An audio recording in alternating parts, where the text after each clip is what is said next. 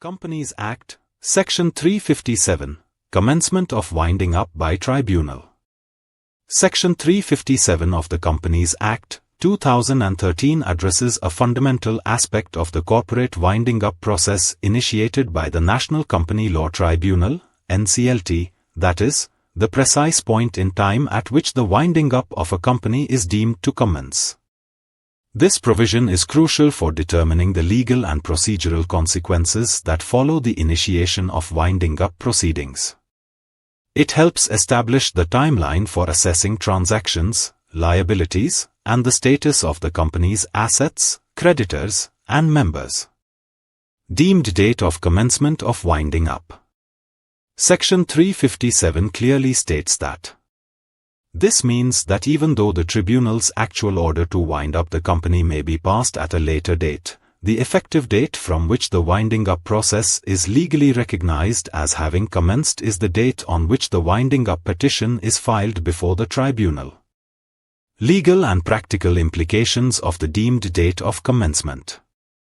The determination of the commencement date of winding up proceedings is not a mere procedural formality. It has important legal consequences for the company, its stakeholders, and all involved parties. 1. Freezing of company's financial status. Once the winding up petition is presented, the company enters into a different legal regime. Any disposition of property, transfer of shares, or alteration in the status of members after this date may be void, unless otherwise ordered by the tribunal, as per Section 334. This ensures that no unauthorized or suspicious transactions take place to defeat the rights of creditors or to reduce the value of the company's assets. 2. Transactions post-petition may be scrutinized. All transactions entered into by the company after the date of the petition may be closely examined to determine if they are in the interest of the creditors or are fraudulent prejudicial in nature. The liquidator and the tribunal have the power to reverse or declare such transactions void, if necessary. 3. Calculation of time periods. Several legal and procedural time frames under the Companies Act or under rules relating to liquidation are calculated from the date of commencement of winding up. For example, the period for submitting reports by the liquidator, filing of claims by creditors or contributors, payment timelines into designated accounts, filing statements under Section 348.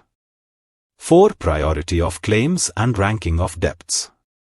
The date of commencement helps in establishing the priority of claims and fixing the cutoff date for identifying outstanding liabilities, dues, and unpaid obligations. Claims arising after the commencement date may be treated differently from those arising before, especially in terms of priority of payment. 5. Role of liquidator becomes active. The role of the company liquidator or official liquidator is activated in relation to actions and events that occur post-petition filing, subject to the actual order of winding up. The liquidator must take into account all matters effective from the deemed date of commencement while preparing reports and conducting investigations.